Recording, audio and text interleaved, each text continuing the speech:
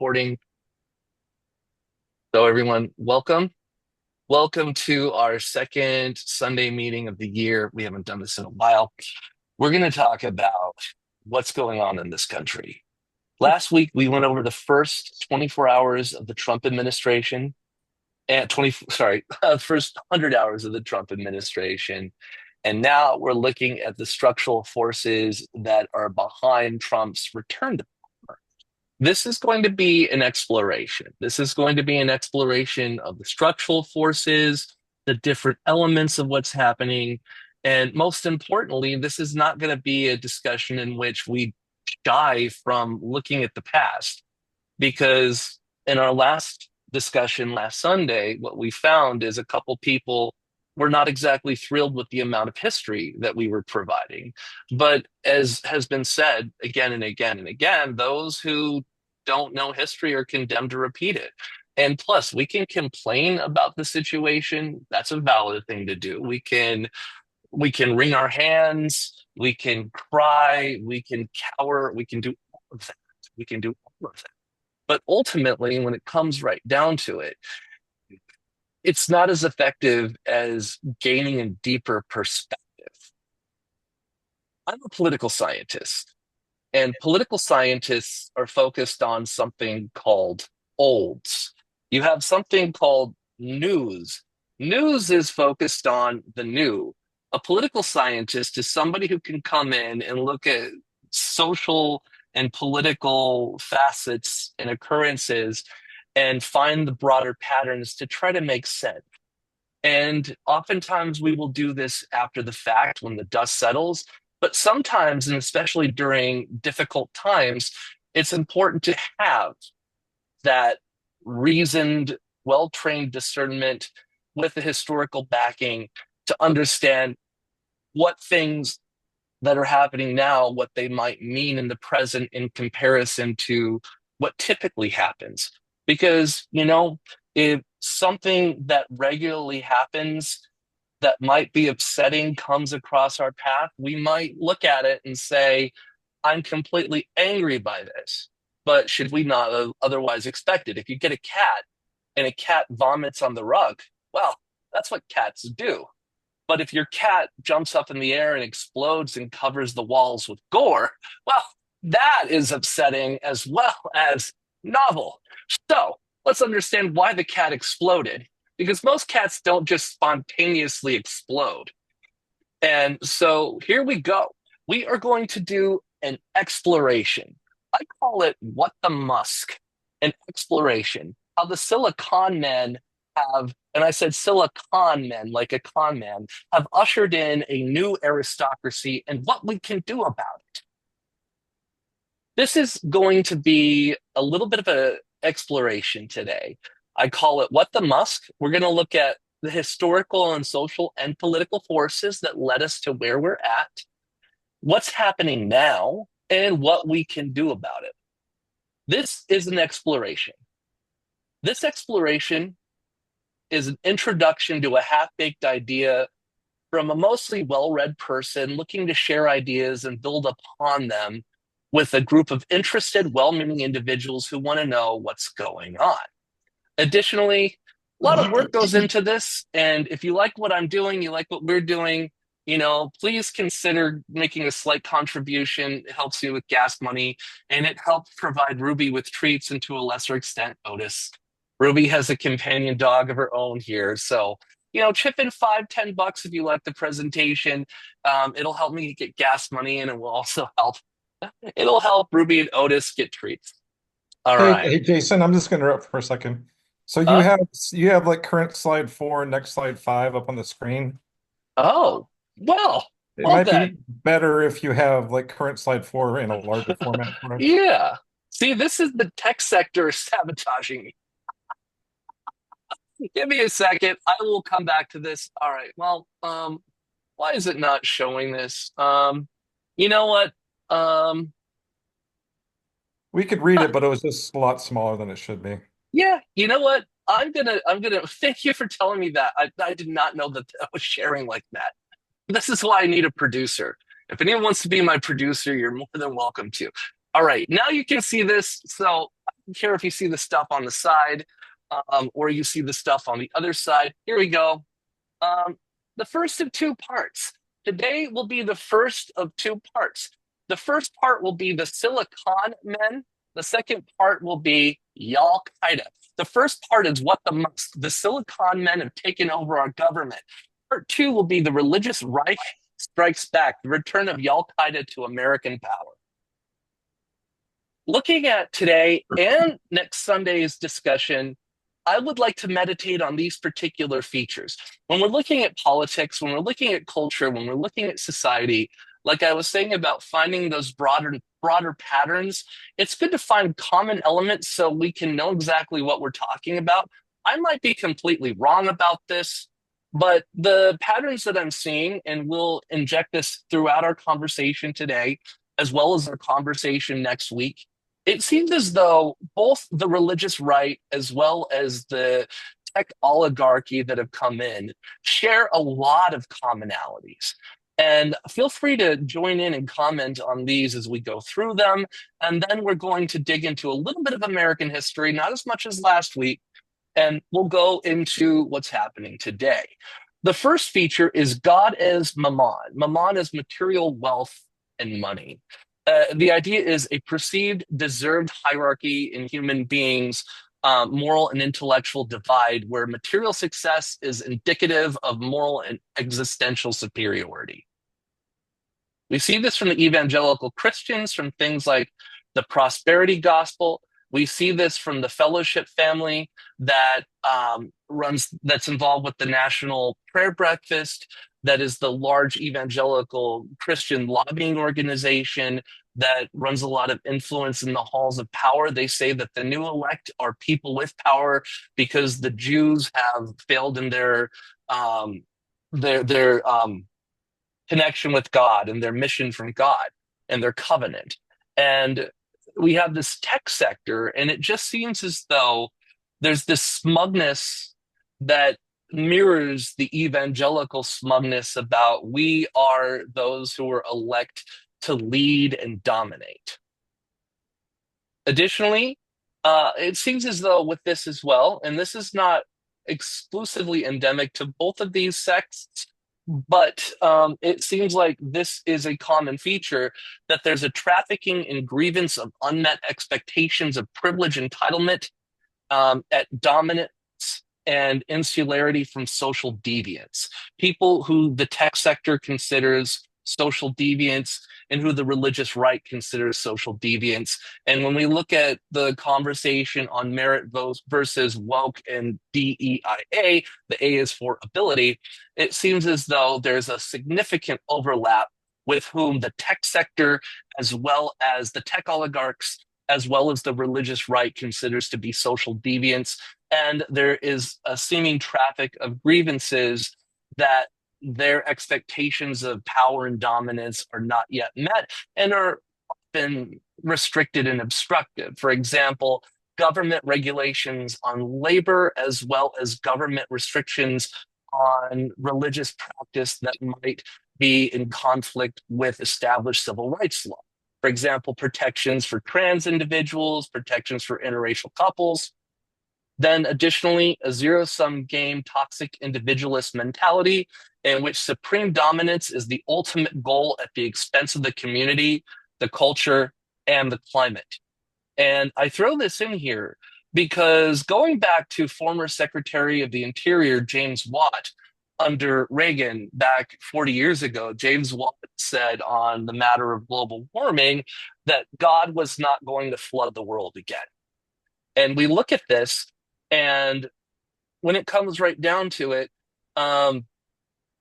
whether it's evangelicals eschewing the idea that we're going to have sea level rise that's catastrophic, or we go to people who data mine for crypto and run big server farms who use a lot of electricity, who use a lot of water. The idea is that the climate is expendable to their own success and advancement. Same with the culture, same with the community.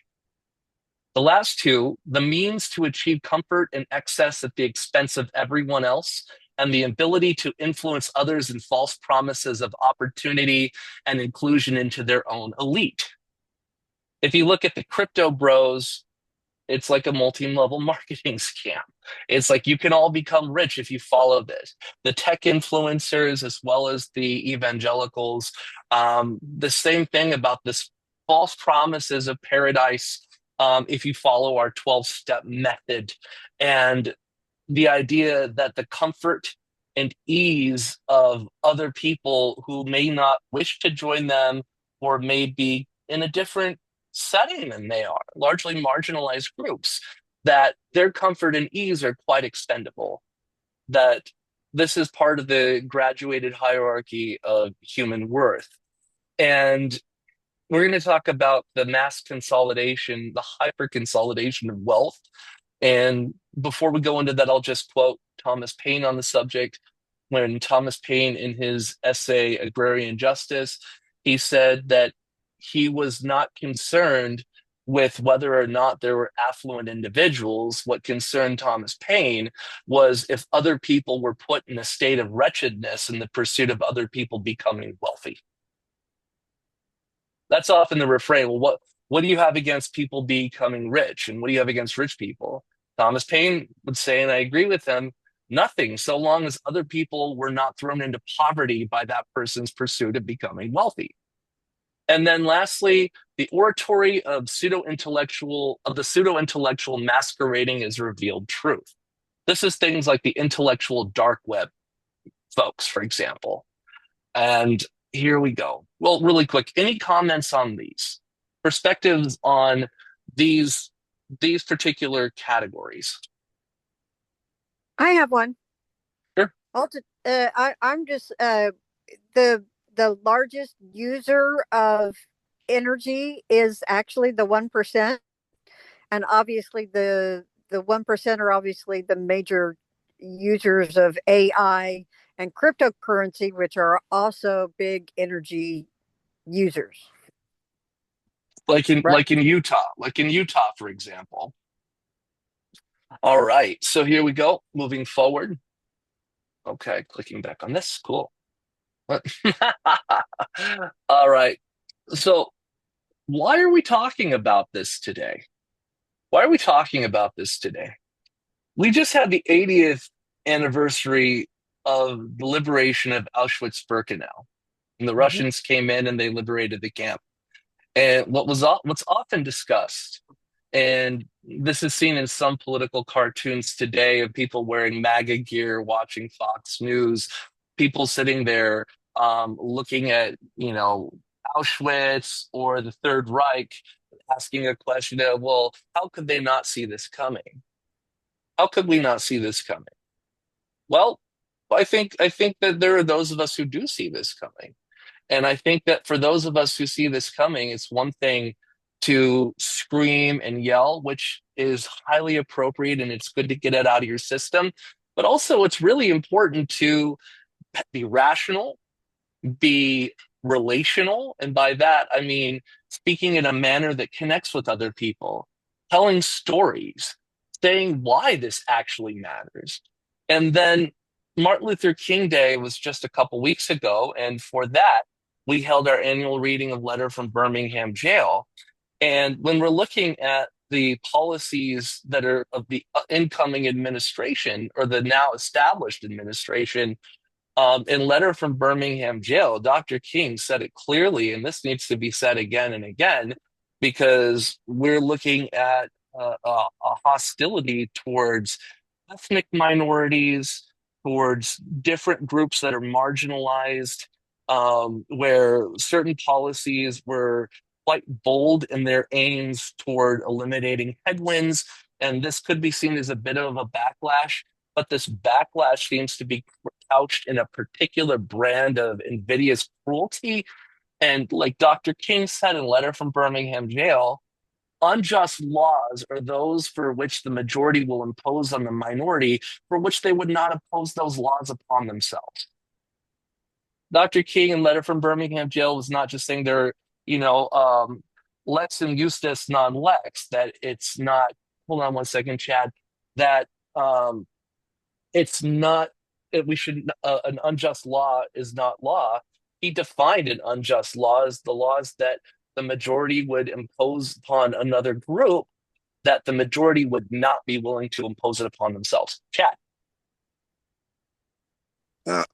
Going back to the political cartoon about the MAGAs at Auschwitz, I think it's even more dangerous to think that, or to even promote the idea that it's only the red hat cult that is going to be like, oh, I can't see it, because it's the left and the Democrats are just as guilty of promoting the same ideologies and issues, all depending on what aisle or what political tribe you identify with.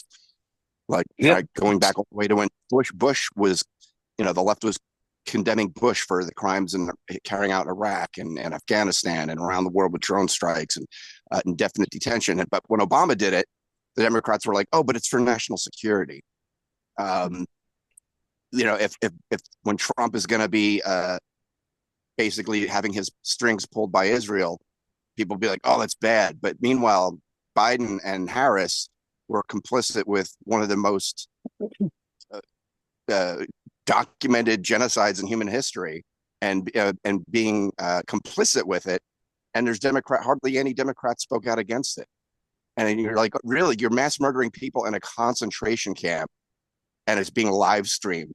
But it's okay, Democrats are complicit, but somehow Trump is literally Hitler. And please take our guns away, Trump, because there's been another school shooting. You're literally Hitler, and you have to take our guns away. So it's this unobjective hysteria on both sides that are just pointing fingers, and I Yeah. think that's dangerous. Well, you know what that's called? There's a term for that. That's called the halo effect, where you'll be far more lenient and less critical on people that you feel might be on your side. And this is a good point, Chad. We're going to be focusing specifically on the Trump administration because that's what's before us. But yeah, if you want to throw in facts from the past, like the detention centers that the kids were held in for extended periods of time under Trump were created during the Obama administration and Obama's mass deportations. Obama deported far more people than Trump did last time, um, you know, percentage wise. And additionally, Trump, however, took those detention centers, put them on steroids, where these cells were designed to hold one person for no more than 72 hours. And then Trump held them in there for quite longer. And yeah, Biden is not innocent in this either. If you remember back to the 2020 primary, where Kamala Harris, it was the first debate of the 2020 presidential primary. Kamala Harris said, her first goal would be to get the kids out of the cages. And that's certainly not what Joe Biden did. So, yes, Chad, you are correct. But we're talking specifically about Trump now because if we go back, like this is what Obama did, and this is not to give Obama a pass or Bush a pass. I want to focus heavily on what's going on today. And so, moving forward, my favorite quote from Louis Brandeis, former Associate Justice of the U.S. Supreme Court. Louis Brandeis, great guy, Louis Brandeis. Everybody knows Louis Brandeis. He's a good friend of mine. Everybody knows. Brandeis said, we can have democracy in this country or we can have great wealth concentrated in the hands of the few, but we can't have both.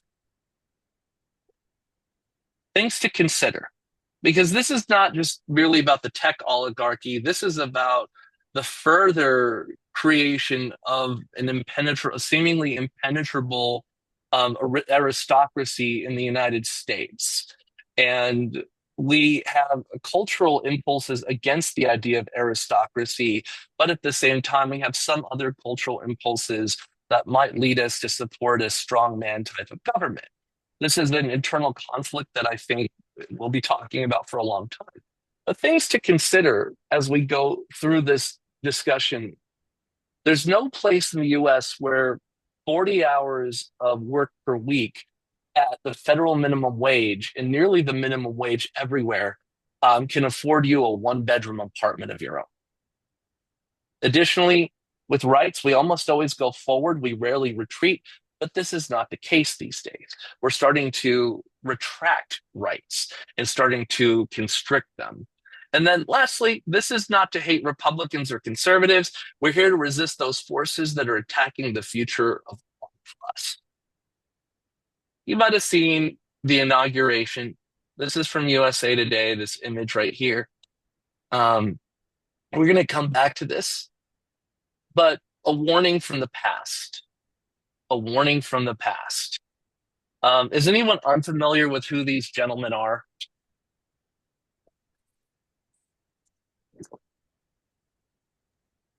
All right, so everyone's familiar with the guy on the left? Is that Eisenhower? Eisenhower?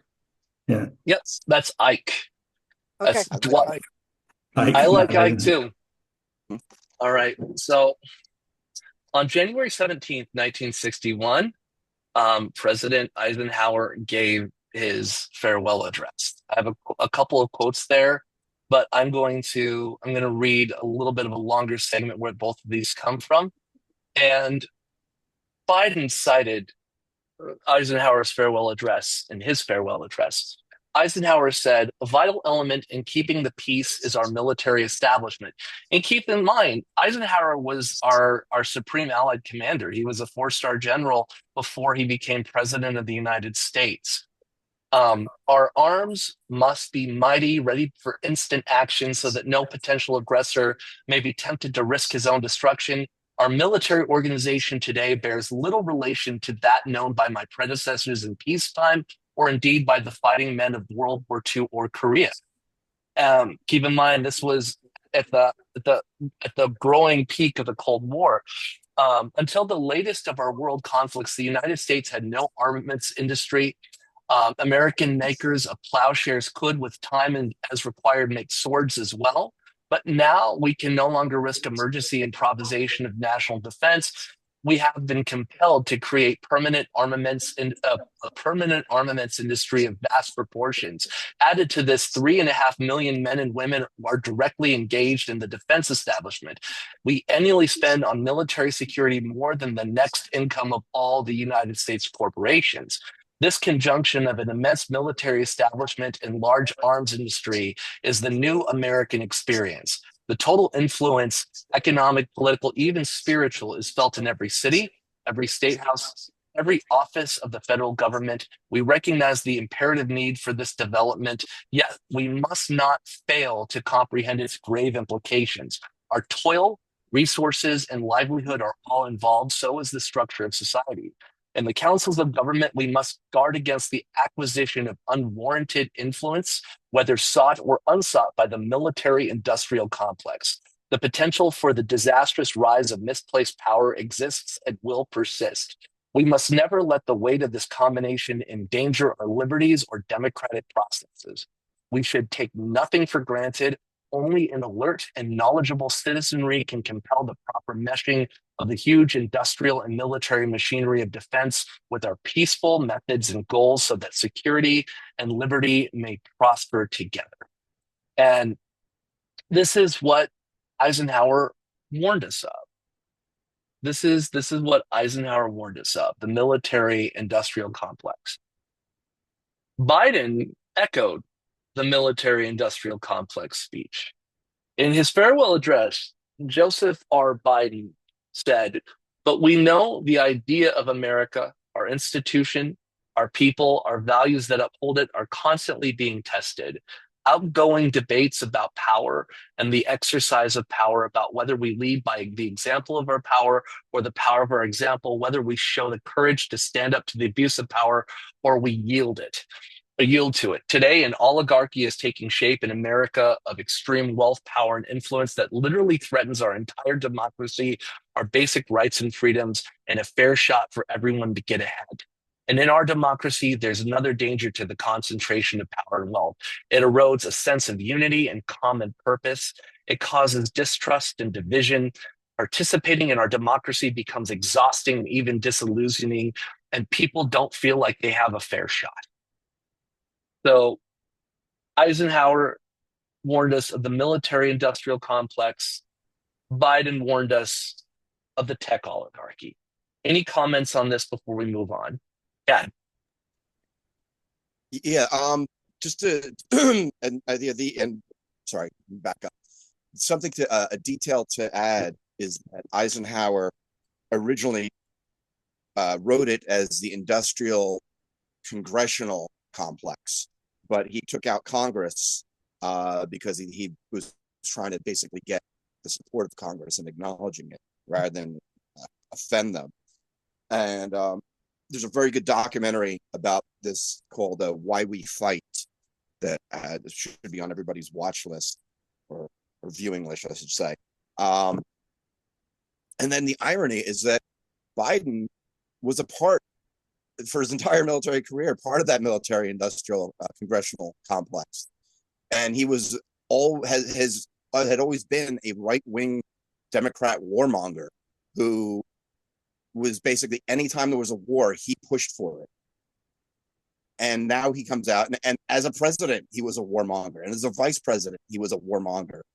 And it's just a lot of irony that he's going to quote that when he's literally the part of the problem and was part of and perpetuated that problem. But Yeah. he kind of was Well, making it a reference to the tech bros. yeah, he did. He did always add. Most presidents say, "May God bless America and may God bless you all." Blah blah blah. But he always added the end, "And may God protect our troops."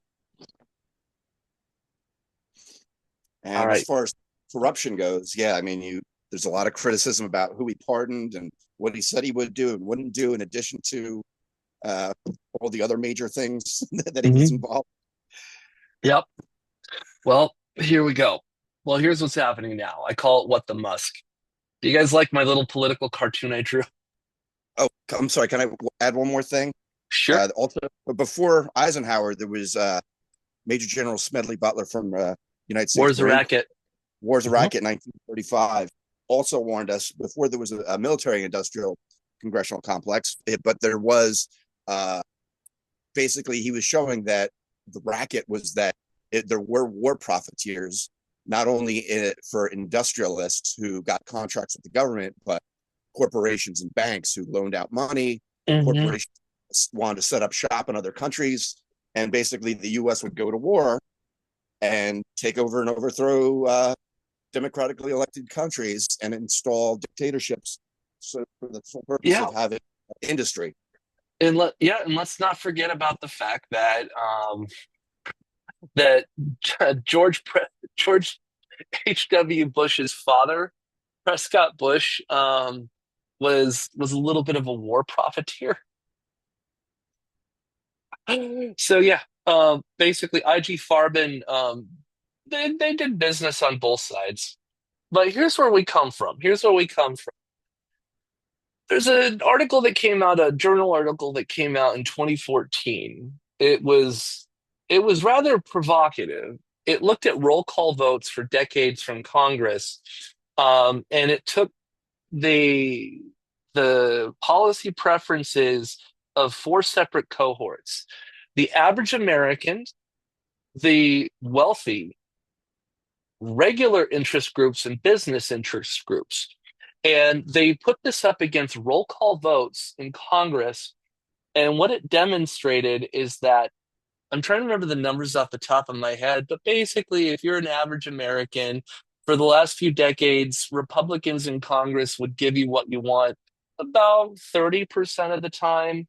And if you're an average American, someone making less than 150,000 a year, the Democrats would give you what you want about 47% of the time. So the Democrats were largely ambivalent to the average American in terms of policy, articulation, and adoption, and the Republicans were outright hostile. However, with wealthy people and especially business interest groups, the wealthy and the business interest groups get what they want pretty much anytime they want.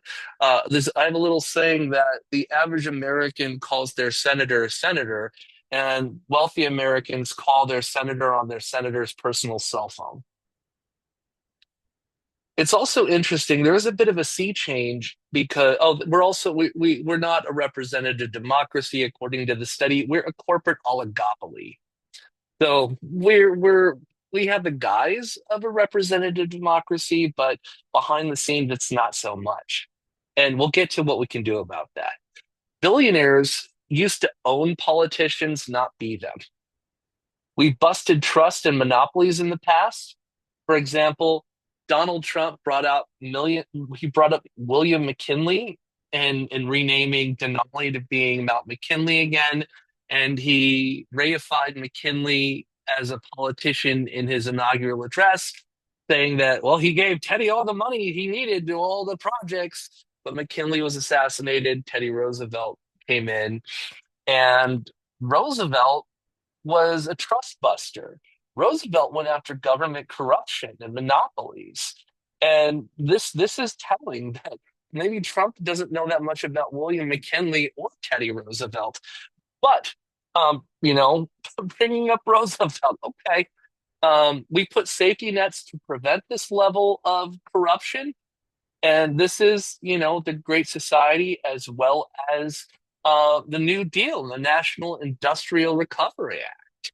We didn't see this type of corruption really skyrocket in American politics after the robber baron era until the 1970s with the creation of the Business Roundtable. And then we saw the cavitation and corroding of organized labor 1973 forward. But we're now in a new era where money in politics has sold out our self-determination and popular sovereignty to the highest Bitcoin bidder. So what's happening now? The way that I'm thinking about this, we were addicted to Coke, and now we're a bit musky. And for those who are listening in, Coke is spelled Koch, the Koch brothers. And we this push to gain. We talked about the plebiscitary era of American politics from the 70s forward, of the president being out there trying to marshal support from the public for their aims, aspirations, and policy items, their agenda items. We see that from the 1980s forward, the real connection of the new religious right. In the 1950s, we had some semblance of evangelical Christians involved with the government to try to bust unions, like the American Manufacturing Association, and there was a campaign called One Nation Under God. And this was to impart the idea of individualism and Christianity to the public at the expense of the idea of the social gospel of Franklin Delano Roosevelt and the idea that all boats float higher in a rising tide. And then we move forward where Jimmy Carter was the president of the United States at a time when a Christian university an anti-interracial dating policy, and they were at risk of losing their tax-exempt status. This was Bob Jones University. This solidified the religious right against certain politicians if they felt like they were going to lose power, if they felt like they were going to lose their tax-exempt status. It wasn't necessarily abortion that drew it. This was the window dressing to get the public support to get behind them, to raise money. They used these social networks of radio stations and publishing companies through the Baptist, etc., to rally and marshal the people. And we saw the rise of the religious right. We saw that come to a fever pitch in 2000 with George W. Bush. George W. Bush, the quote unquote compassionate conservative, he was not really that focused on religion. I mean, he put himself out there talking about Jesus and being this hyper religious figure. But during his administration, they created the Office of White House Faith Based Community Initiatives. And with the White House Office of Faith Based Community Initiatives, I forget the name of the book, but the first deputy administrator of it, David Kuhl, wrote about his time in the White House, saying that Karl Rove and George W. Bush would talk shit about the evangelicals behind their back and just give them little, token tchotchkes like keychains and ashtrays to get their support, but they didn't really care about the religious agenda. And then we see the religious right gaining a lot of power, and then the inmates run the asylum. And we also see once they had all this power, years ago, um, the government put out a couple of cases. One, of course, was Smith versus Hampton, where it said that if the secular policy of the government was valid and neutrally applicable, or it was neutral and generally applicable, that religious practice would be submissive to civil authority. The government passed this thing called the Religious Freedom Restoration Act that said the government could not sufficiently burden a religious institution or individual in the practice of their faith.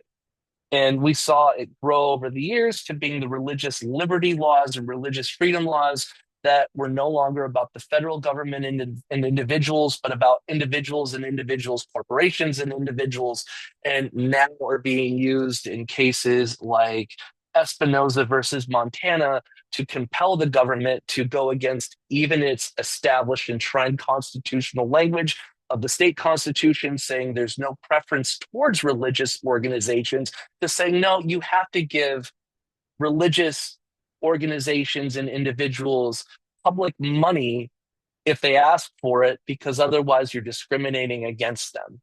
So these laws that were made to be a level playing field for people to not be hindered by religious discrimination are now being used to give a pass to individuals and religious organizations to discriminate wantonly without losing things like their tax exempt status.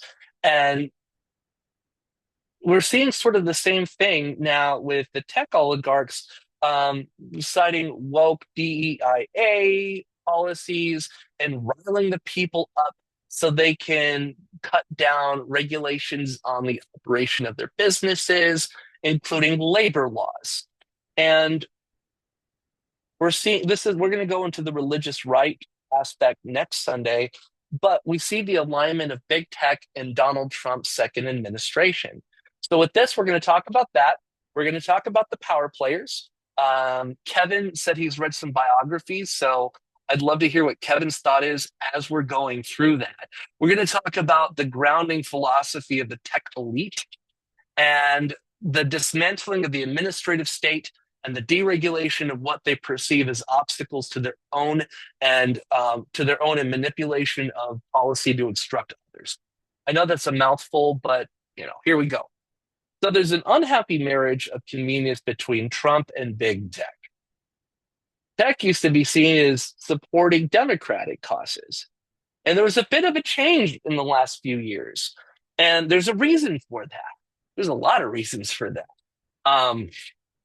But we see influence over the execution of policy and the administration of justice in the United States.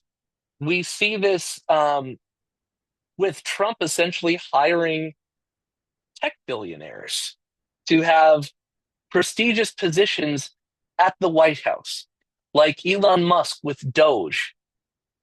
If you know Elon Musk, he wanted to call PayPal X, and he started a company called X, a financial company, and later he used that name X for Twitter. There's a little meme of a Shiba Inu dog, and they've used that for a coin. Elon Musk used that. It's called Doge, and Elon Musk used that for his own cryptocurrency, DOGE. And coming into office, to his political appointment, the position that he's coming into is the director of Doge. It's just recycling this name. We also see the involvement of venture capitalists like Peter Thiel. And Peter Thiel has been bankrupting a certain venture capitalist turned vice president, J.D. Vance. Series of executive orders, we'll go through some of those, fomenting racial, ethnic, and class hatred to gain political leverage. They're eating the pets. They're eating the cats. They're eating the dogs. And then really quick as we go into this, one thought on Mussolini. We talked about this last night at Coffee and Conversation. Mussolini said that it's better called corporatism rather than fascism because of the marriage of corporation and government. All right, any thought on this, and then we will move forward. Cool. The executive orders, we went over this last week. Can I jump in on fascism? Sure, sure. But yeah, no, I think that's also really, really important and overlooked, because in the past, it was just, I mean, it's ever since fascism became a thing, it was always popular to accuse people of being a fascist. And you can accurately describe the characteristics of fascism. And I know that, like, when Bush, Bush came to office, that word was used a lot, and a lot of his policies and behaviors and actions of his administration, fit the criteria as far as saying these are what fascism looks like. But trying to, I think, what was it? I'm trying to think of the correct term that historians and political experts use. They're saying that trying to identify or point out fascism is like nailing jelly to the wall, because it's just like this vague blanket umbrella kind of term that's recklessly thrown around. But I mean, Mussolini wrote, in addition to that quote, he wrote the Doctrine of Fascism, and like nobody ever cites it, and it's just very odd. Yep. Well, we're there, folks. We're there. David Libbik, who was an interim Treasury Secretary, but also had worked at the Department of the Treasury for 30 years as a civil servant. He resigned. I don't know if he was pushed out. He was probably pushed out because he was pushing back against the personal staff of Elon Musk, because Elon Musk and his staff were given access to the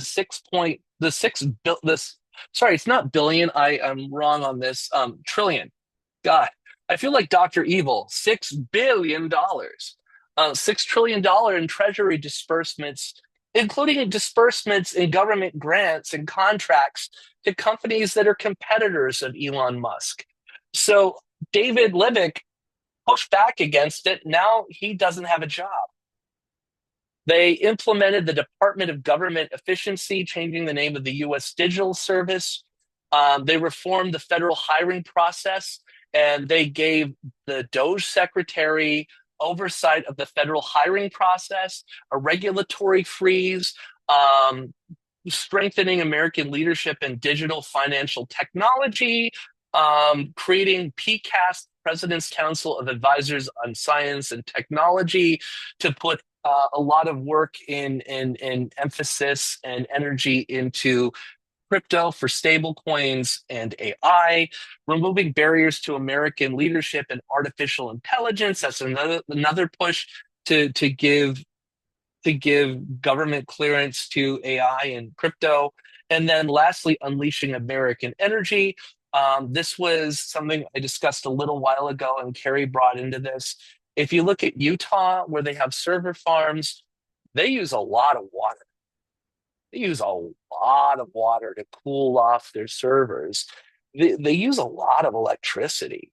It's not green. It's not green by any means. And then power players. These are the power players. We'll get into right-wing populism. Is it next one? Principles. Yeah, we'll get into right-wing populism next. The corporate power players are Alphabet, Amazon, Apple, Ripple. Ripple is a Bitcoin crypto company. I put Musk Inc. because of everything Musk is involved in. Musk, he's a PayPal co-founder and a venture capitalist. Jeff Bezos, Sam Altman, OpenAI CEO, Peter Thiel, PayPal co-founder and venture capitalist, Tim Apple, as Trump refers to him, Sundar Pichai, Alphabet CEO. Alphabet is Google. Zuckerberg, that's Meta, that's Facebook. Mark Andreessen is a venture capitalist and a software designer. He did Mosaic. He did Netscape. Mosaic was one of the first, if not the first, widespread search engines. And Jensen Huang, who is the CEO and co-founder of NVIDIA. NVIDIA is the producer of chips and software. And the interesting thing is, Mr. Trump has terrible luck when it comes to industry. He bankrupted a couple casinos, bankrupted a meat company, and he failed at his university.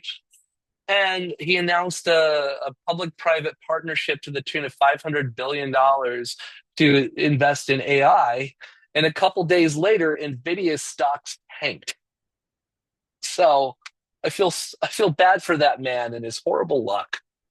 So the principles, there's certain principles behind the technocracy, the tech oligarchy, and it's not exactly as though it's terribly disorganized. In fact, quite the opposite. These technocratic ideals that if you bring in the technical elite to replace the people in terms of decision making, that we can be more efficient and we can transcend ownership. This is the phrase that's used to the biggest criticism against it is justifying the consolidation of wealth and power as an excuse for becoming the new aristocracy. There is aims toward libertarian and free market principles such as minimal government intervention. And it's interesting to think about these individuals that espouse libertarian laissez-faire capitalist positions when in fact they're quite happy to have government safety nets on their risky ventures. They're big I don't know if you gamblers. What's I up? don't know if you mind being yeah, I don't know if you mind Oh, being go for it. interrupted. I was just gonna say Go for okay. it.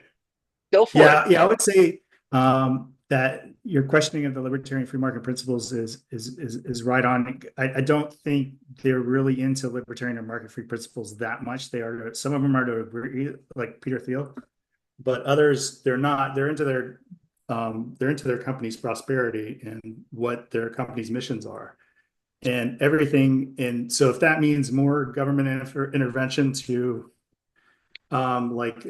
tariffs or whatever to improve that, they'll promote that. So I think they do favor deregulation of stuff they're trying to do, but not always. They like some of them called for more regulation of AI. So that like Musk and I think some other leaders did call for some regulation of AI, but it's they're not so much they're not really that they're not strictly laissez-faire like the traditional ones, I don't believe. And they're definitely not democratic. So yeah, Yeah. I think you're right on there. And then I think a lot of these tech leaders, they're not so much about money, actually, their own money. They're more about their company's prosperity.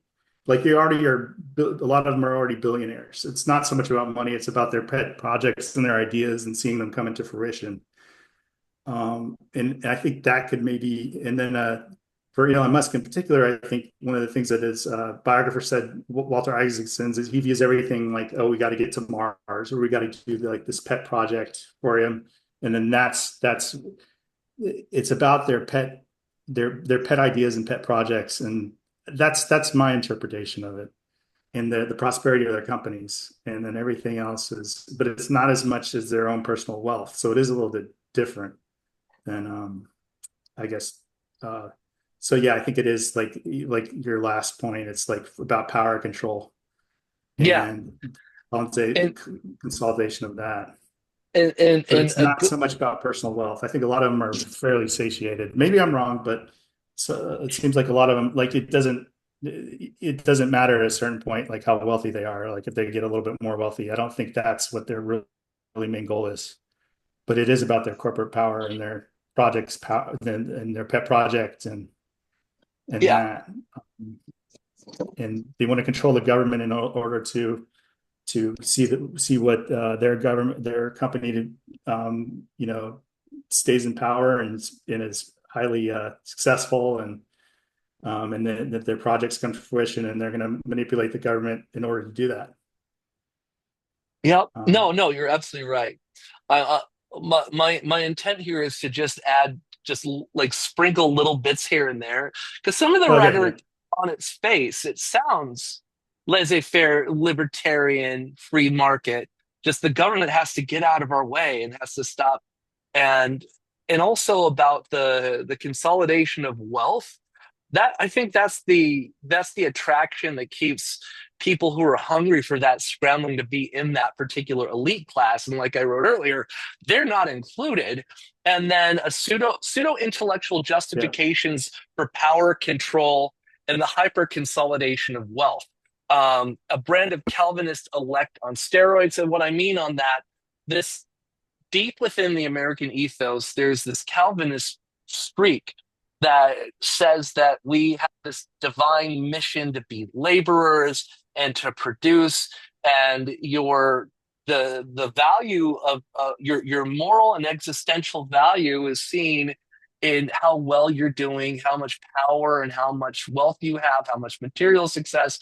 Because if you don't have it, then it's because you have failed, you have stumbled, and you're on your own. It's this type of individualism. Yeah. We're going to get to the individualism. Thank you, Kevin. Thank you so much for that Yeah. chat. Oh, sorry about that. Where was I? Oh yeah, libertarians. They're kind of like anarchists that just love money and can never get enough of it. So it's a very bizarre like teenager mentality of like, well, what if we just, I want money, I can get rich, and if people don't like it, then they won't pay for it. So you're just like, yeah, well, that's why we had that in the past, and that's why we had all these regulations and labor laws and the FDA and Yeah. all these other institutions, and they just can't get that through their heads. But as far as why billionaires, like it's never enough. Yeah, spot on. When you have a corporation, there's a documentary by the same name called The Corporation. It explains the whole history of corporations and what they are and how they formed and what they do. And if you were to psychoanalyze a corporation, it's a psychopath, and enough is never enough, and it'll do whatever it takes to get what it wants, no matter who gets hurt. Mm-hmm. Yes. All in the name of just getting more. And if you don't do it, somebody else will. Mm-hmm. And really quick before Caesar, I just want to say we gave them legal pot. Wasn't that what the libertarians wanted? Legal pot. Now they can go home. Caesar. Yes, I just wanted to piggyback off of Kevin's comments, and that I totally agree that it's all about just working on pet projects, because at this point, what is another billion, trillion to them? And how hypocritical in that these billionaires are the ones spending frivolously in, say, for instance, sending a spaceship with the Tesla up into space. And yet they want to now talk to us about government efficiency. I mean, to me, it seems absolutely ridiculous in that they're now being allowed to regulate how the government is spending the money when, well, the little money that we have in comparison to what they have. And they're the ones that are using the money that they've actually earned from the typical citizen. I mean, we can't forget that they make that money off our backs. It's not necessarily that, they became billionaires miraculously. That money didn't come out of nowhere. It's as if they're stepping on the regular citizenry's back to just enriching themselves, and then now they're telling us what to do with our money when they, for instance, like take how Elon Musk had rejected Zelensky's request to give SpaceLink access that would have assisted in the war between Ukraine and Russia. And so it's not as if they are doing anything that is furthering democracy or helping the world. It's as if they're just, he seems like this giant kid that is just out of control and trying to really just put a stop to regular spending that our representatives in government have approved, and this by consensus, not just because some frivolous person has just pushed a button and said, I'm going to spend $1 gazillion. And so it's so dangerous that we've allowed them to now control the government when they're the ones that are the frivolous spenders. Yeah, Bobcat Goldthwait. I love Bobcat Goldthwait. I don't know if anyone is still familiar with Bobcat Goldthwait, the stand-up comic who was really big in the 1980s. I used to be really cool. No, yeah. How was that for a Bobcat Goldthwait impersonation? Like, he had a really great stand-up comedy album last year or 2 years ago now, and he talked about this. He said, every time their rockets up to space, there's a point when I don't hear that they die. He said Jeff Bezos spent all this money to learn to be in a cramped space and piss in a bottle. He could have saved all that money just by working to do that just by working in one of his warehouses. Oh, but looking at the philosophical grounding of this, of course, some of this goes down to objectivism and individualism from Ayn Rand, who was against the welfare state and absolutely for selfishness. And interesting enough, Ayn Rand was on public assistance. So, uh, additionally, there is another programmer who's a blogger. His blog's name was Mencius. This changed it. This changed it. This is an autocorrect. Mencius Moldbug. And Curtis Yarvin is anti-democracy. He provided he provides some of the intellectual groundwork for people like Peter Thiel and JD Vance. He says that we would be best with a patchwork government of people living under corporate fiefdoms, that we need a CEO to run the government because democracy is inefficient, and we need a CEO to consolidate power and run things as a strongman. He wants to get rid of the press and academia. I might be um, ham-fistedly, like being very simple about his work. I don't know that much about him. I looked him up. I read a little of his stuff. I listened to an interview with him on the Daily from New York Times. But basically, he's providing some intellectual ammunition to people like Peter Thiel and JD Vance to be anti-democratic. And we can see these ideas spread all throughout Project 2025. And then we come to right-wing populism. We see the rise of right-wing populism when things start to get tough. And we've had some tough times over the last ever. But more recently, we've had some rather tough times because of COVID, because of a global recession.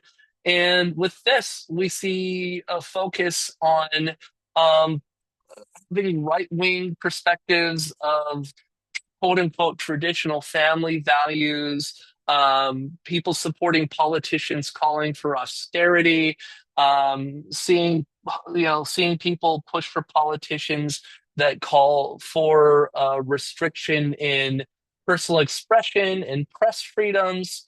And what we see right now is one of the things that we see is that with trans people being less than 2% of the US population, people are hyper fixated on trans people. We see that we need immigrants in this country to fill in a lot of gaps because our total fertility rate is less than 2.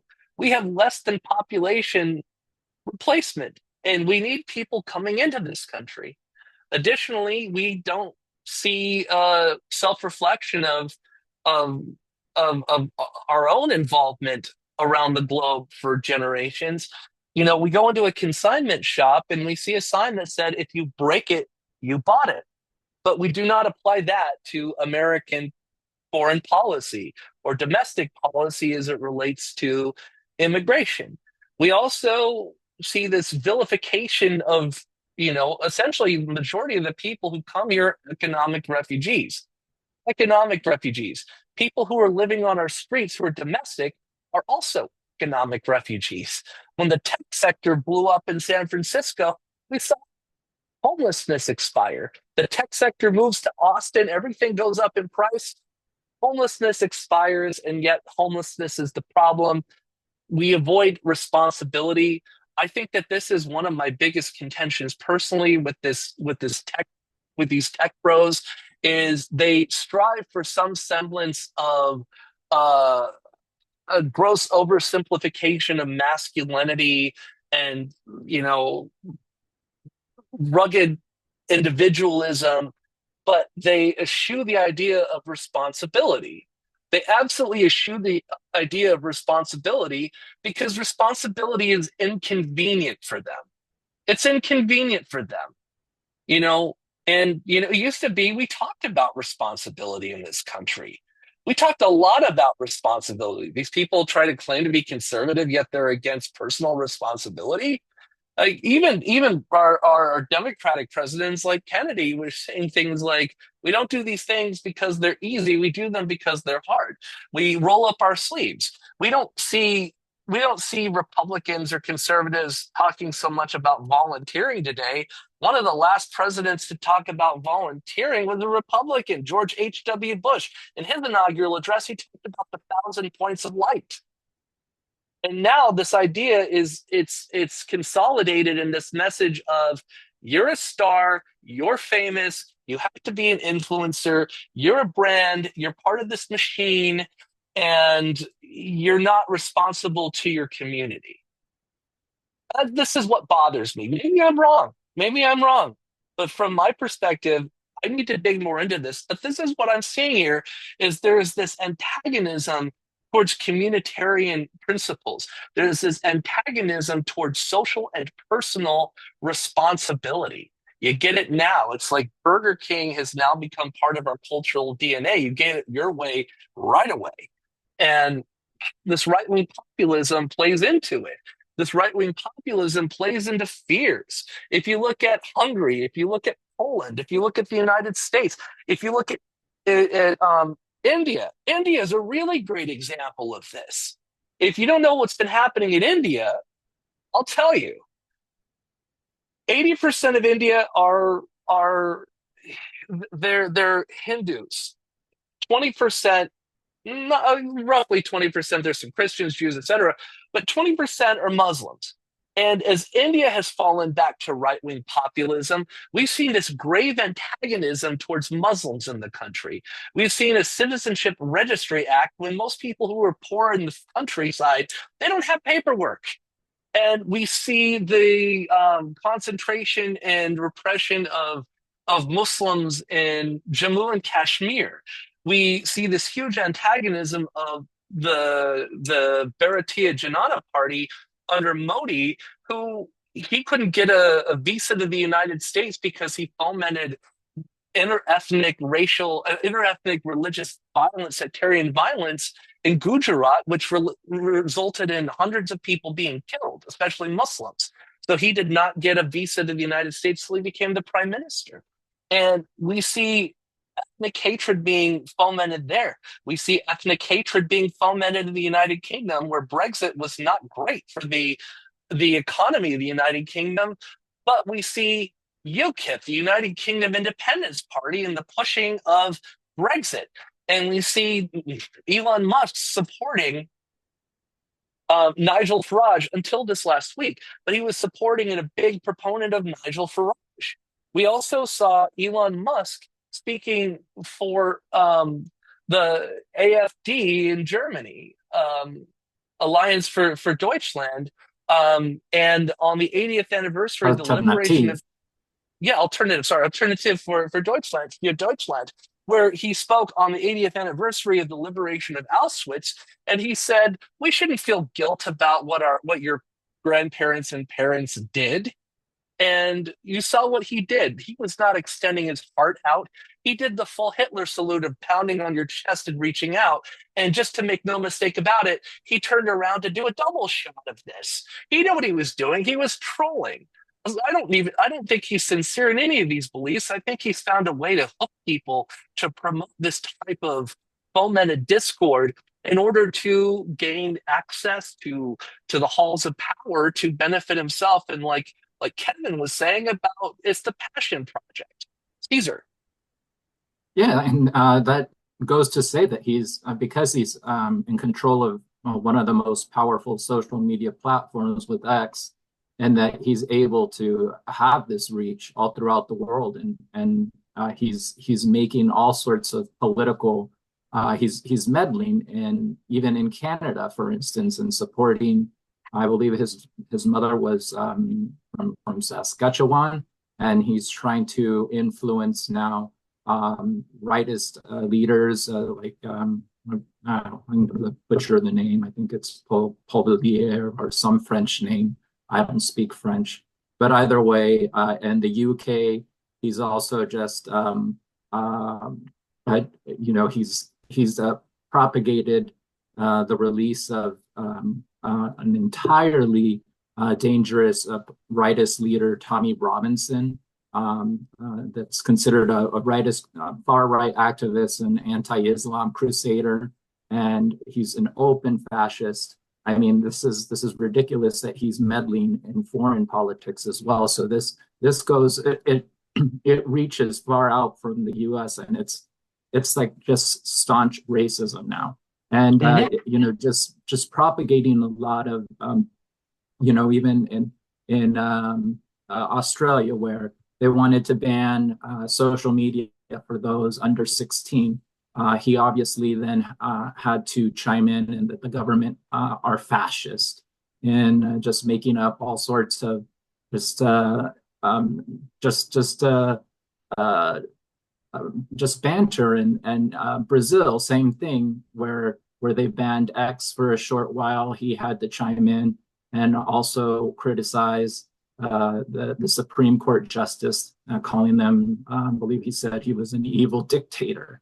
And so, I mean, it just goes on, and that he praises in Ireland, anti-immigration rallies. And it's dangerous that he has this control, and that we've actually put him at the helm of doing this for the U.S., and that it's essentially just propagating hatred and ultra right politics. And lastly, I believe it also happened in the Netherlands, where he's in staunch support of the far right Dutch politician Geert Wilders. So I mean, it's a scary situation, and it's obvious what his stance is and what he's going to do.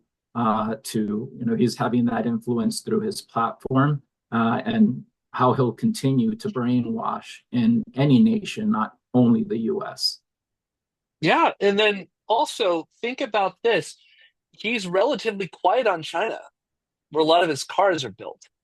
And additionally, while Trump got rid of the electric vehicle mandate that Biden had put in as an executive order, the thing is that they're going to be harvesting a shitload of lithium from just around the corner from San Diego at the Salton Sea. You build electric cars, you want that lithium. He supported Javier Milei in Argentina, the president of Argentina. He made sure he got elected because he wants that sweet Argentine lithium. So, what are they doing with their right wing populism? They want to run the show and crush all obstacles. They want to run the show and crush all obstacles. Loper Bright Enterprises versus Raimondo. We had something called the Chevron deference that allowed the administrative state to have a greater latitude of interpretation of laws put to the president by Congress because they had institutional expertise and awareness and were considered the best to enforce things like environmental policy. And there was a Supreme Court case relating to commercial fishing, saying that the EPA was overstepping its bounds, and this Supreme Court struck down this major mechanism for the federal government to enforce regulations that basically a lot of these regulations get put in place when things go wrong. Regulations are not just a hindrance, and they're not just evil and set to disrupt. Oftentimes regulations only come into play when people die, or when people are likely to die. Preventing PFAS, polyfluoroalkyl to getting in our water, making sure, what's that thing called, Caesar? The sanitary cockpit rule? Good girl. Where if you're in the cockpit of an aircraft, a passenger aircraft, for the first 10 minutes of the flight, in the last 10 minutes of the flight, you cannot discuss anything except for the status of the aircraft and the conditions for landing and the conditions for takeoff. That happened because there was a plane crash where they were talking about what they were doing that weekend. The reason that your cars now have a backwards camera is because there was a doctor who was backing out of his driveway and he ran over and unfortunately killed his young son who was playing in the driveway behind the car. We see regulations that there's a lot of regulations that do a lot of good. And so they want to run the show. They also want to not only cut regulations, they want the government to promote and push crypto. And here's what they're getting. They're getting big, fat government contracts. Oftentimes that was done kind of in the back rooms and lobbying. Now they're just doing it in the open. They're getting influence on policy and deregulation, control over the market through a solidified neoliberal infrastructure of government protection of big corporations, and they're getting prestige through public action.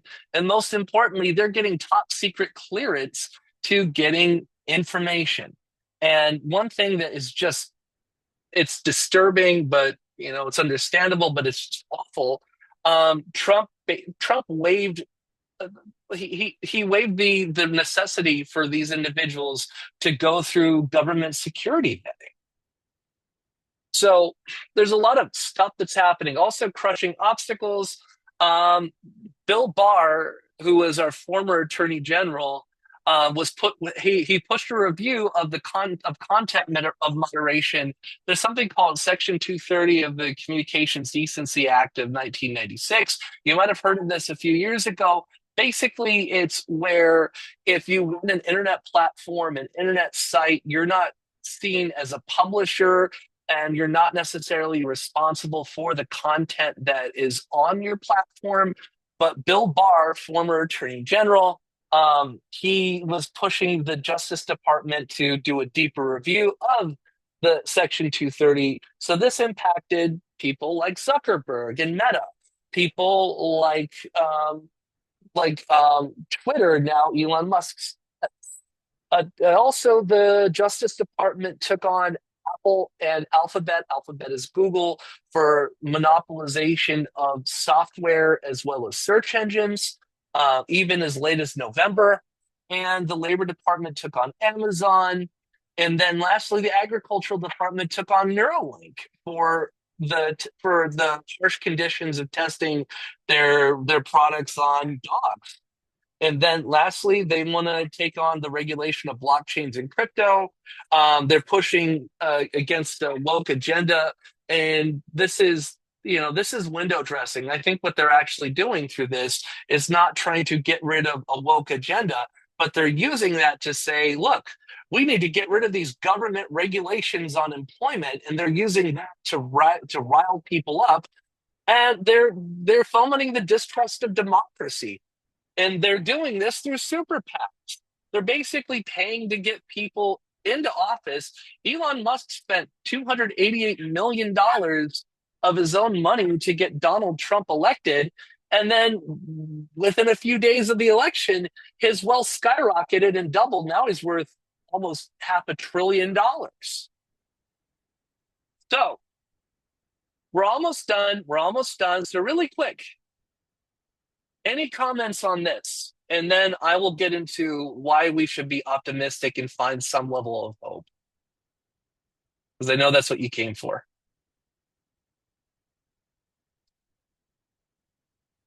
So Scott or Carrie or Susie, Chad, Mayor, Ray, any comments on the problem as how we diagnosed it, as how we've seen how it's coming to be and how it's currently operating?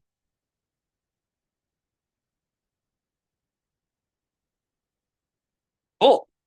All right. So the humanist and free thought perspective. There's a great book called The Philosophy of Humanism. It came out in 1957. It's by Corliss Lamont. Corliss Lamont said, humanism is the joyous service for the greater good of all humankind, advocating the methods of science, reason, and democracy. If you read the classical free thought literature, Schopenhauer, Paine, Voltaire, Diderot, et cetera, you would realize that these particular thinkers and essayists did not merely have an issue with organized religion. They had an issue with authority when that authority could be disruptive to human flourishing and it could be antagonistic toward the health and happiness of people. Additionally, we like democracy. We like popular sovereignty. We like deliberation. We like fairness. We like communitarian values. What I mean by that is a community that produces individuals that bring something back to add to the community, where our distinctive individuality, our distinctive personalities, our distinctive talents are best used when we have people who are committed to their home, their neighborhood, their community, and we work to uplift everyone because we are stronger together. Like I said last weekend, there's a saying by Rousseau, you could either hunt stag or you could hunt hare. A stag is a deer, a hare is a rabbit. If you're hunting stag, you can eat for a long time. You have to do it together. If you hunt a rabbit, you might eat a couple meals. That old proverb of if you want to go fast, go alone. If you want to go far, go together. And we want to shatter this particular type of hegemony when if it's either religious or political, when it becomes destructive, and as was said before with Thomas Paine, about the idea that if people are becoming wealthy at the expense of others and limiting the ability of other people to just live a regular life, as per these hedge fund managers from BlackRock that shoot the cost of homes up, for example, we stand up against it. And we want to have a legacy of a bright future for everyone. And we can't do that under this current regime of the bullshit that we're looking at. So what can we do? What can we do? There's several suggestions that I would like to make. What can we do? On the individual level, I have individual, cultural, or community, and political.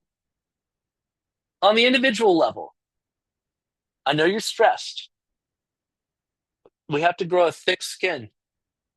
I know that you feel powerless or you might feel powerless, but we have to grow and to realize our own sense of resilience and resolve. We do this through self-care. We might want to step away from the group for a while, not this group in particular, but any group. We might want to turn off the news for a week. We might want to just go away from people and have some downtime. Mindfulness meditation works. And it said that you should meditate a minimum of 20 minutes a day, doing some mindfulness meditation to recenter yourself. And on those days where you don't have the time to meditate 20 minutes, you need to meditate an hour.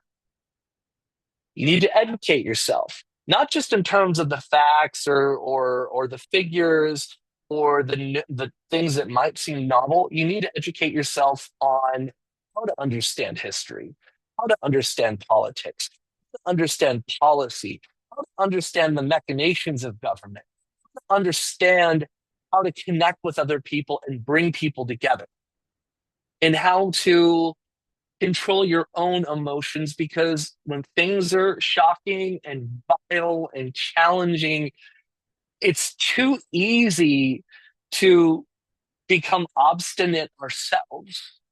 And we can't just become obstinate and isolationist ourselves. We can't. That's contrary to how we're going to make it through the next 4 years and beyond. We need to demand truth and integrity. And Chad, you made a really great point earlier about someone of a party that we might have voted for. They might be quite corrupt as well. And whether it's someone we may have voted for, someone we may be considering voting for, we have to demand truth and integrity. I really like the 4 agreements, if you've read the 4 agreements, because the first one is to be impeccable with your word. I think that when we look at this, we need to start with ourselves. We need to look at our own biases, and we need to do a big deep dive into self-examination. Because if we find ourselves going easily to hate particular groups because of groupthink, of whatever they call that, virtue signaling, we need to examine ourselves. Uh, Bertrand Russell, a mathematician and philosopher in the 20th century, he wrote this wonderful essay, and in it he said, I'm going to paraphrase, he said something to the effect of, man is a rational animal, or so I've been told, and I've yet to find that anywhere that I've traveled. And in that essay, Bertrand Russell writes that if you feel a visceral anger at somebody else's opinion, you should check your biases and you should go read up on their opinion and learn as much as you can. But if you feel pity toward that person, that's a whole other animal. You're not just having a hair trigger reaction where you're getting riled up. You should seek to understand. You should not just seek to understand what the person's position is, but also find the humanity in that other person, realizing that most people are not capable of coming up with their own political opinions. Most people are not capable of abstract thought. Most people are driven to demand reciprocity, to demand fairness, to treat other people well. And while we have this portrait painted before us that people are terrible, there's so much information to the contrary. It's easier for us to be terrible to each other in a group setting than one-on-one, and far more easily to be caustic and cruel behind the anonymity of a little plastic glass screen that lights up, the glowy thing. And where I'm going with this, the next point that I have on my list, just suck it up and be a role model. Get some wisdom, get some humility, get some modesty, gain some patience. Realize that a lot of people that are learning new facts might become outraged by something and might focus on the wrong group. They're right to be angry, but they're focused on the wrong group. Yes, you're being exploited and taken advantage of, but it's not by them. Let's figure this out together. And if you show, it might not always work, but if you show patience, you show love, you show nurturing, you put yourself out there as someone who will listen and someone who will open up arms of understanding. You might not accept what someone says, you might not agree, but be the role model. Like, yeah, we don't do that. Like, as caustic as he can be, I always applaud Chad because he will always come in, whether it's being a devil's advocate, he'll follow his conscience and he'll follow his core principles of dignity, human worth. He and I might have long arguments on things like Israel or some other thing. I think Israel is the only thing we really disagree on. But not complete. That's another discussion for another day. But he sticks to his core principles that they're always grounded in protection of the most vulnerable, to care about other people, to be a champion for the marginalized. And sometimes the marginalized might be a group that we don't particularly care for ourselves. But we shouldn't fall into the easy traps of of of separation, division, and hatred. We need to be the role model. We need to be the points of stability, because if you're stressed out, realize there's so many other people that are stressed out. If you're feeling hopeless, just realize that there's tons of other people that are feeling hopeless in the same manner. But when you can step up and say, you know what, I feel this way, but I'm not going to let it get me down. I'm not going to let it get me down. You work on yourself and you build yourself up to be a role model that cares about other people, that can be a mentor to help people chill out, to help people understand other people, and to encourage other people to demand the same things about truth and integrity. And then community, getting involved.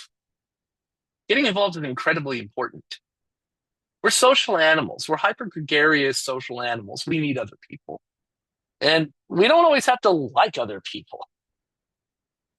We don't always have to appreciate other people at the utmost of what we would otherwise like to do, but we have to realize that we're responsible to and for everyone around us. And I say responsibility, and I've said responsibility a lot. There's a saying that I cherish. There's a huge difference between fault and responsibility. Circumstances might not be your fault, but you have a responsibility for what you're going to do. And you have a responsibility for your community and to the people in your community. Even if you get on each other's nerves, you have to realize that we're in this together. And volunteer. Find organizations that need help, especially the organizations that are doing the good work, doing what John Lewis called good trouble, making good trouble, helping people that might be in danger of getting deported, having their families separated, people who might be trans, who are experiencing extraordinary hardship right now, where the government of the United States is providing license to pettiness and cruelty to them. People who might be of ethnic groups that have an overlap with certain demographics that are of people who are economic refugees coming into this country for opportunity and safety. People who might be Latino, Hispanic, stepping up and not letting other people bully, realizing that we're all in this together and we have to protect each other, especially right now. And not just people in our own groups, but everyone around us, because things are likely going to change and likely get really dicey. So without laying the groundwork now, when we're used to stability, we're used to a breath of fresh air from totalitarianism, this is the time that we shore up our resources and we make these connections. Additionally, attend events. Paul Wellstone, former senator of Minnesota, Paul Wellstone said 90% of politics is just showing up. Same with community, 90% of it's just showing up. Just show up. Ask what you can do to help. You might help put out chairs. You might help drive somebody to an event, but show up. Showing up helps. Even if you are bored occasionally with certain events or you might not like everything, just show up and make it better. If you don't like everything, volunteer and make it better. My next point, organize. If you're not seeing what you want, talk to somebody or a group that's already doing something similar and say, hey, I'd like to help. I want to help out. How can I help out? I want to see this. Can I do this with you? And they say, no, this isn't really what we do, or no, thank you. Go start your own thing. I've been doing this for a long time and I don't have any special talents or skills. I just put this out because this is something that I would like to talk about, or this is something that I would like to see done. And, I have the benefit of other people coming to say, hey, we want to do this too. We want to talk about this too. Let's get together. And, that's all it takes. Just finding some good people and just having the courage to say, hey, let's get together, to being vulnerable, to say, hey, let's do this. But also having the resolve that even if you get annoyed with certain people on a regular basis sometimes, that, you're all in this together and that the community is more important than yourself alone. And then, suck it up and work with people that you might only agree with on 40% of things. Because on those things for which you have an overlap, you're powerful and it's necessary. And you don't have to agree on everything. You don't have to like everybody, but you have to realize that we're all in this together. And then for community, the last thing, there's 3 T's. There's time, talent, and treasure. And I just mentioned two of them, time and talent. Treasure is the last. Find an organization or multiple organizations, and if it's in your budget, give $25 a month. You'll barely notice it. The fundraising formula is $25 a month, the two Big Mac meal formula. Basically, what's the cost of two Big Mac meals per month? 25 bucks. Give it to an organization that can represent you, that can take care of what you want to see done. And that $25 a month, when we have 20 people putting in $25 a month, $500 a month. 100 people, that's $2,500 a month. It may seem like small amounts, but at the end of the day, $25 a month for a year and a half is $400. You get 100 people doing that, that's $40,000. You can actually hire somebody to do it at a professional level. So you don't just have amateurs who do it as a hobby. You get people who actually know what they're doing to step in and help. And then political. I'm almost done with these slides. I promise we're near the end. Political. Vote in the good ones who will end soft and dark money in politics. I personally was outraged by the fact that the news said Kamala Harris was the first candidate this election to raise $1 billion. That's obscene. It's obscene. Restore proper regulations and ethics rules. Lay the foundation of leadership to demand public accountability at all levels of governance. Also, show up at their office, talk to their staff. They do constituent work. Keep their feet to the fire. Also, show up to your elected representatives, even if you didn't vote for them. Even if you didn't vote for them, and even if they're in a party that you don't particularly care for, show up and participate. They work for you. Engage with them. Don't avoid. When you elect someone, that's just the start. Your job's when all of our jobs start. Their jobs, our jobs. When someone's elected, that's when our jobs start. Make your voice heard. Show up at city council meetings. Show up at county board of supervisor meetings. Show up at district meetings, et cetera, et cetera. Write op-eds. Do things on social media. Also, like I said, the 3 T's, time, talent, and treasure. Donate those things to the right candidates. Even $27, like Bernie Sanders said, oh, we got $27. We did this, and, you know. And then the last thing, and I encourage this for everyone, we need good people in office. Run for office yourself. Run for office yourself. Political aims with this: campaign finance reform, strengthening lobbying regulations, wealth redistribution policies, regulating big tech, empowering civil society, nonprofits, etc. One of the things that the Republican House did before Trump got elected a couple months ago was try to give the president the power to determine any nonprofit to be a terrorist organization. And what we see with Trump's own Saturday night massacre, where Nixon only got rid of a couple people, Trump fired a ton of federal prosecutors because they worked on the January 6th investigation. Purging people that are not loyalists from the civil service is concerning. And then lastly, for us, more events. We're going to have more events. We're going to put out more volunteer opportunities. We're going to have more involvement and more humanism. The last thing I'll say on this is art and music. And let's see, she's still here. Susie's still here. Cool. Susie's still here. Susie is someone who can really talk on this. The way that music connects us deeply. It connects us really deeply. I'm gonna rehash something we did last night to close out the meeting. But music connects us. It connects us at a very deep, visceral level. And especially folk music. There's certain folk songs that just seem kind of hokey because we might have learned them when we were kids and we don't really know the meaning behind them. And as adults, we can look and we can see exactly what those songs meant. I'm going to get to these two particular songs in a second. Most of us learned this as a school kid, and we didn't learn all the words, and there was a reason for that. So next time, we're going to talk about Al-Qaeda. The next Sunday at 2, we're going to talk about the intrusion of the religious right. Common features, remember these. We'll talk about them next time.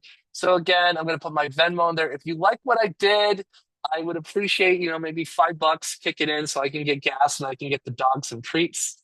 And I'm gonna tell you about these songs of protest, and then we'll have some chat.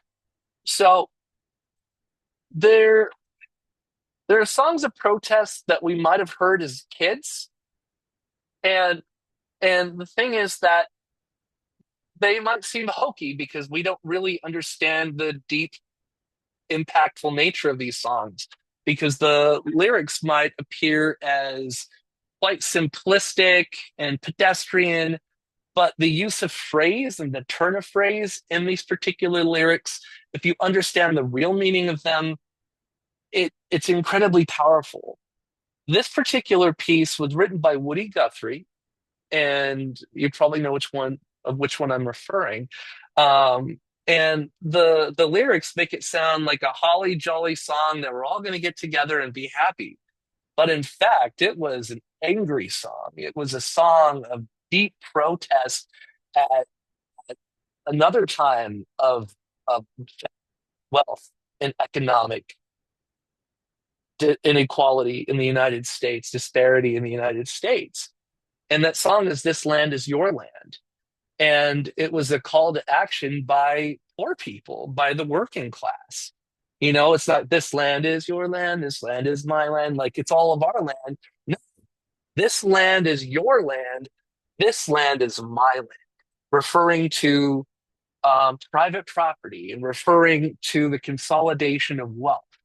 I'm going to play this song, and I'll play one last song, which is a song, one of the most beautiful songs ever written. It was an anti-fascist anthem from Italy. So, Mayor, if you're still with us, I have a good Italian song for you. And what I'm going to do at in-person meetings is I'm going to bring my little guitar right there, and I think I'll do what Woody Guthrie did. I'll just plaster on it, "This machine kills fascists," and we'll sing some of these great songs. And while we're coming back next week, I invite all of you to come back next week if you like this meeting. Hopefully you did. And come up with some protest songs against wealth and income inequality, against discrimination, regardless of the language. And when we get together in person, we'll sing them together, because that's what they're for. They're not to be listened to at Starbucks on a CD. They're not meant to necessarily be taught to kids so they can learn chord structure. What they're meant to do and what they're for is they're for rallying the people to say, we're just not going to take this anymore. So here we go. This is This Land Is Your Land, and it's sung by Pete Seeger. And it includes some of the lyrics that you might not be familiar with because you didn't really see them when you were kids back when you were younger. And I want you to listen, and I would like you to tell me your thoughts after I play the next song. As I went walking, Feel free to sing along the too. highway, saw above me that endless skyway. I saw below me that golden valley. Sing it out now. This land was made for you and me. Everybody.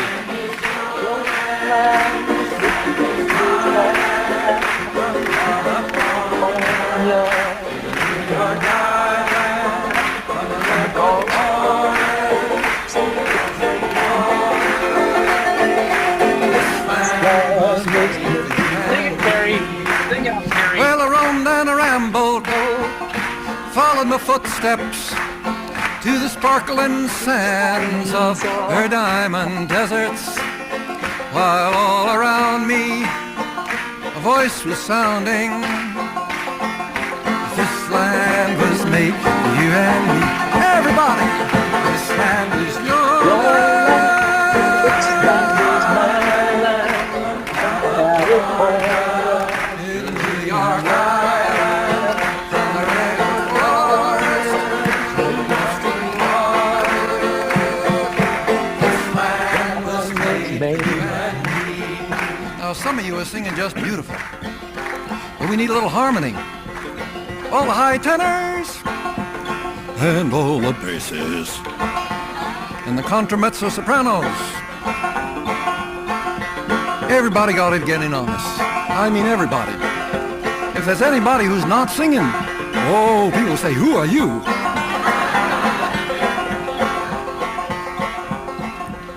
Woody wrote a lot of verses that did not get in the school songbooks. Here's one of them. In the squares of the city, by the shadow of the steeple, by the welfare office, I saw my people. As they stood there hungry, I stood there whistling. This land was made for you and me. Sing it out now. This land.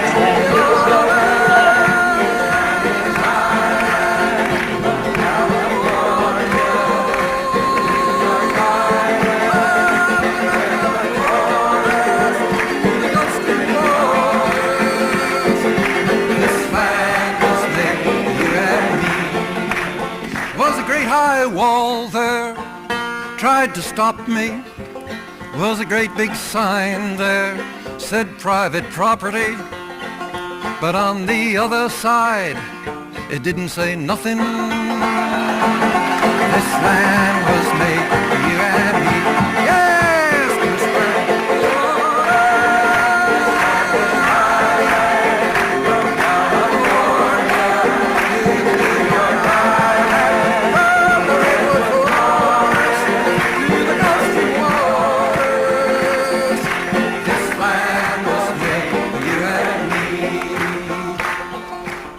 I think Woody would be glad to know that people are making up new verses to this all over.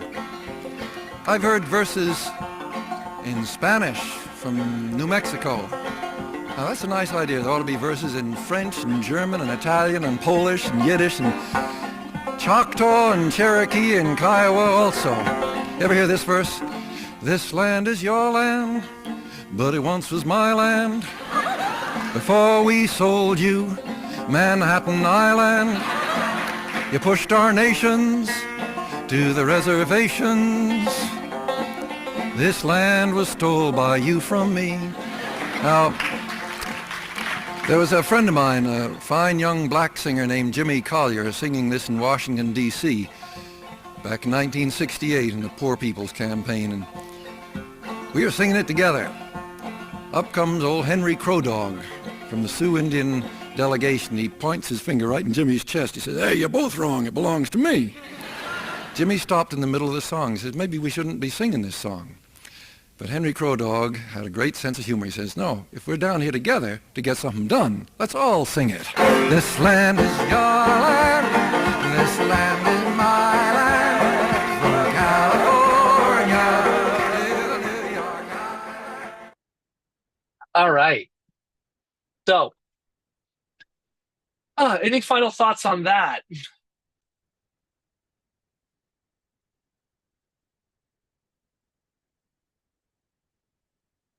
We're a quiet That's a good group, song. aren't we? Hey, that's Yeah. okay. That's okay. There's the folk movement is dead. Well, not completely. There is Pete Seeger. I did see Pete Seeger up in upstate New York, and he had a club where folk singers from New York, New Jersey would go like once a month and have like a jam session. And I went to one of them, and but it's literally like a small handful of people. There's like, as far as the whole movement of political music and things like that, it's just not happening anymore. No, we have opportunity again. All right. So, yeah. Any final thoughts? I want to thank everyone for showing up today. We went with a really deep dive into right-wing populism, into how this came into being, and some ideas on how we can engage and how we can resist and how we can fight back. Yeah. I just really appreciate how you concluded kind of the meeting with, what we can actually do. Like, so yeah, I think there are paths forward. And one thing I was thinking about towards the end is, or kind of going to the slides, is there's been a lot of difficult times in history that have probably been quite a bit worse than now. So just kind of keeping that in perspective, that we have something to do. There's things we can do. There is hope. And yeah, just continue forward and kind of keep cool as possible. So Yeah, well, yeah. that's why we're all here. That's why we're all here. All right. Any other thoughts? All right. I'm going to play us out with the song and then a little bit of social time. So one last song and then that's, I guess we're having a folk day. One last song and then we'll conclude and have some social time. This one is the anti-fascist anthem from Italy from World War II. It is, you might know this, Bella Ciao.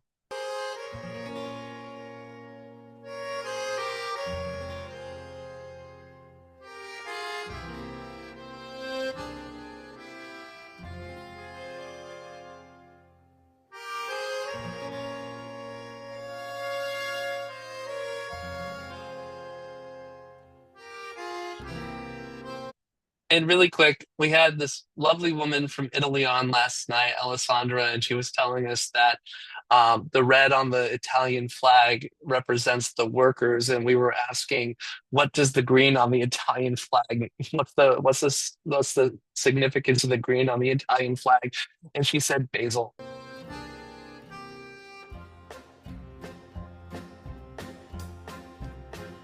Stamattina mi sono alzato, oh bella ciao, bella ciao, bella ciao, ciao, ciao.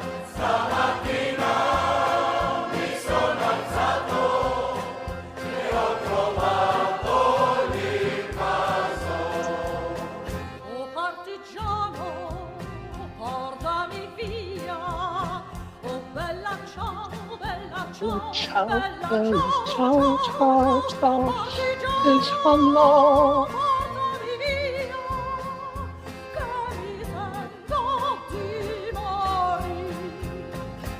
Se io muoio da partigiano, oh bella ciao, bella ciao, bella ciao, ciao, ciao. Se io muoio da partigiano, tu mi devi seppellire, seppellire lassù in montagna. Oh bella ciao, bella ciao, bella ciao, ciao, ciao. Seppellire lassù in montagna, sotto l'ombra di un bel fiore. E le genti che passeranno, oh bella ciao, bella ciao, bella ciao, ciao, ciao. E le genti che passeranno, ti diranno che bel fiore. E questo è il fiore del partigiano. Oh bella ciao, bella ciao, bella ciao, ciao, ciao.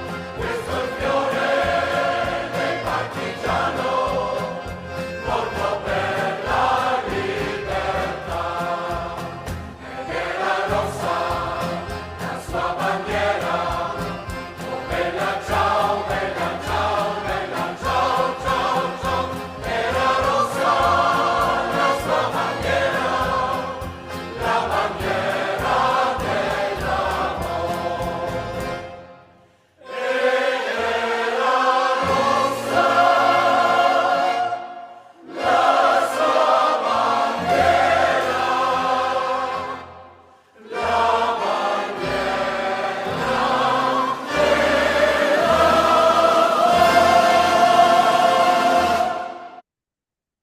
There we are. Let's repurpose it and just turn this song into Goodbye Trump. Anyway, good. Well, thank you so much. I hope you enjoyed today. And there we go.